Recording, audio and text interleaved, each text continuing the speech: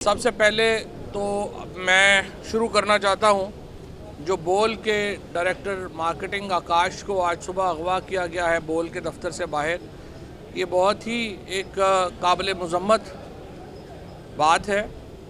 सबसे ज़्यादा इस वक्त दुनिया का जो कंसर्न है वो पाकिस्तान में ये जो मिसिंग पर्सनस हैं, जो उनके वाक़यात में इजाफ़ा होता जा रहा है, उसके ऊपर दुनिया को शदीद तशवीश है। और मैं आपको बता दूं कि इस रजीम का ये जो पॉलिसी है, लोगों को अगवा करना और कस्टोडियल टॉर्चर करना, वो दुनिया के लिए नाकाबिल कबूल होती जा रही है। इस वक्त जो रद्द-ए-अमल है वो अपना इब्तदाई रद्द-ए-अमल आ रहा है, लेकिन इस रद्द-ए-अमल में इजाफ़ा होता जा रहा है और दुनिया रिएक्ट करेगी इसके ऊपर जिस तरीके से अब पाकिस्तान में अदालतों को जिस तरीके से ट्रीट किया जा रहा है, जिस तरीके से शहरियों को ट्रीट किया जा रहा है। शहबाज शरीफ साहब को आज उन्होंने ट्वीट की कि बड़ा मुश्किल 1 साल था, ये एक इंतहाई बेशर्म 1 साल था। शहबाज शरीफ साहब की जगह कोई भी और शख्स होता, वो आज इस 1 साल को याद ही ना कराता लोगों को कि 1 साल हो गया मुझे बराजमान हुए। इस 1 साल में पाकिस्तान में आइन दफन हो गया, इंसानी हकूक़ दफन हो गए, मिसिंग पर्सन का जो मामला था वो पूरे पाकिस्तान में फैल गया। पॉलिटिकल वर्कर्स के ऊपर एक्स्ट्रा कस्टोडियल टॉर्चर जो सुना ही नहीं था पाकिस्तान में जनरल ज़ियाउल हक के बाद। कस्टोडियल टॉर्चर पॉलिटिकल वर्कर्स के ऊपर आपने उसको एक बिल्कुल न्यू नॉर्मल बना दिया।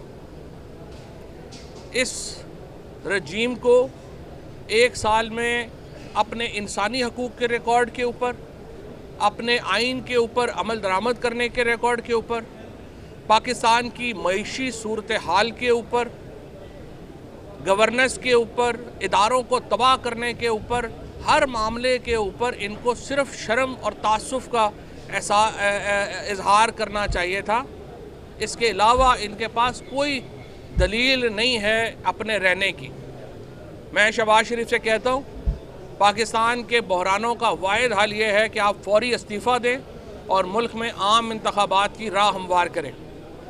आपका इस्तीफ़ा ही पाकिस्तान के बहरानों का हल है और आप इक़्तिदार से मत चिमटे रहें, क्योंकि वैसे भी मरियम नवाज़ ने जिस तरीके से आपको डिस्क्वालीफाई कराने का बंदोबस्त कर दिया है, आप वैसे ही चंद दिनों के मेहमान हैं। कोई ग्रेस शो करें, कुर्सी से ना चिमटे रहें, इस्तीफ़ा दें और आम इंतखाबात का ऐलान करें। जिस तरीके से अदालतों के अहकामात को, हत्ता के सुप्रीम कोर्ट के अहकामात को एक रद्दी की टोकरी में डाला गया, पाकिस्तान में सुप्रीम कोर्ट के इदारे को ख़त्म करने की जो बहिमाना कोशिशें की गई, उसकी हम शदीद मज़म्मत करते हैं। कल का दिन पार्लिमान में जो तकरीरें हुई, उन तकरीरों में जो सुप्रीम कोर्ट की बेतौकीरी की गई, जिस तरह से पाकिस्तान के आइन का मजाक उड़ाया गया, वो शायद ही दुनिया में कभी किसी और पार्लियामेंट में ये वाक़या हुआ हो। इसके ऊपर अफसोस की बात सिर्फ ये है कि सुप्रीम कोर्ट के एक सीनियर जज साहब ने वहाँ पे जाके अपनी जो मंशा और अपनी जो रजामंदी थी वो सियासी लोगों के साथ डाली और वो 2 ऐसे लोगों के दरमियान में जाके बैठे और तकरीर की जिनके मुकदमे उन्होंने सेटल किए थे।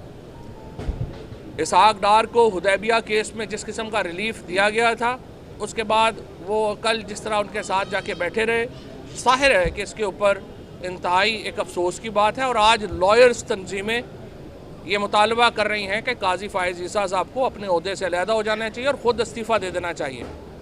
उनके ख़िलाफ़ 3 रेफरेंसेस इस वक्त पेंडिंग हैं, लेकिन कल के बाद ये लॉयर्स बॉडीज़ जो हैं उनका ये मानना है कि वो अपने ओहदे के ऊपर काम करने के मज़ीद अहल नहीं रहे।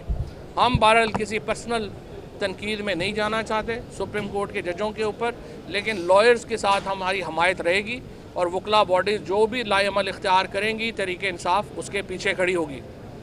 आज हम यहाँ पे हाई कोर्ट में आए थे। हाई कोर्ट में हमारा मामला ये है कि हम कह रहे हैं कि इलेक्शन कमीशन एक ब्लैंकेट अप्रूवल नहीं दे सकता पंजाब गवर्नमेंट को तबादलों और ट्रांसफ़रों के लिए।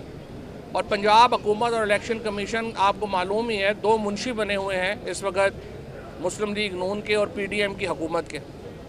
जो वो कह रहे हैं सियासी वर्करों को उठाने का इस वक्त जो पंजाब की पुलिस है, पंजाब की हुकूमत है, ये हायर्ड एबडक्टर्स बने हुए हैं। जिस तरह से लोगों को पैसे दिए जाते हैं डाकुओं को कि वो फलाने बंदे को उठा लो और इतने पैसे ले लो, आज पंजाब हुकूमत नून लीग की मर्ज़ी और मंशा के मुताबिक ये काम कर रही है। इस वक्त लोगों को बाकायदा उठाया जा रहा है, उनके ऊपर जाली केसेस बनाए जा रहे हैं और हम हाई कोर्ट आए हैं कि इलेक्शन कमीशन इस काम में इनका ममदो मावन साबित हो रहा है। और पाकिस्तान में इस वक्त एबडक्शन का बिज़नेस ऑफिशियल लेवल के ऊपर चल रहा है। पहले होता था अगवा, डाकू कच्चे में ले गए, फलाने ले गए। अब माशाल्लाह यहाँ पे आईजी पंजाब और CCPO लाहौर और ये सारे जो अफसर हैं, ये मोहसिन नकवी की एमा के ऊपर यहाँ पे हायर्ड एबडक्टर्स बने हुए हैं। पैसे दे दें, हुक्म दे दें इनको और ये लोगों को उठा रहे हैं, मिसिंग पर्सन कर रहे हैं। दूसरी बात ये है कि हमने इलेक्शन कमीशन को ये कहा था कि 22 अफसर जो हैं उन्हें पंजाब से ट्रांसफ़र किया जाए। लाहौर हाई कोर्ट ने ऑर्डर किया 7 दिन के अंदर इलेक्शन कमीशन ये फ़ैसला करे। 7 दिन आज पूरे हो गए हैं, इलेक्शन कमीशन ने कोई फ़ैसला नहीं किया। लिहाजा हम इलेक्शन कमीशन के ख़िलाफ़ तौहीन अदालत में मूव कर रहे हैं। जिन 42 MPs ने ये रेजोल्यूशन पास की कि सुप्रीम कोर्ट का फ़ैसला मुस्तरद कर दिया जाए, अभी इंकशाफ हुआ है कि उसमें से 8 दस्तखत जाली हैं। या वो सेक्रेटरी असम्बली ने ख़ुद किए हैं या स्पीकर जो परवेज़ अशरफ साहब हैं उन्होंने ख़ुद किए हैं। लिहाजा हम जायल साजी का मुकदमा पर्चा दर्ज कराने लगे हैं राजा परवेज़ अशरफ के ऊपर और सेक्रेटरी असम्बली के ऊपर। और जो पहचाने हैं 35 दस्तखत जो 34 दस्तखत जो टोटल दस्तखत 42 हैं, उनमें से 8 जाली हैं। जो बाकी हैं उनके ऊपर हम तौहीन अदालत में मूव कर रहे हैं कि उनको लाहौर हाई कोर्ट जो है वो इनको बुलाए और सुप्रीम कोर्ट की और अदालतों के निज़ाम का तमस्खुर उठाने के ऊपर इन मेम्बरान के ख़िलाफ़ जो है वो तौहीन अदालत की कार्रवाई शुरू की जाए।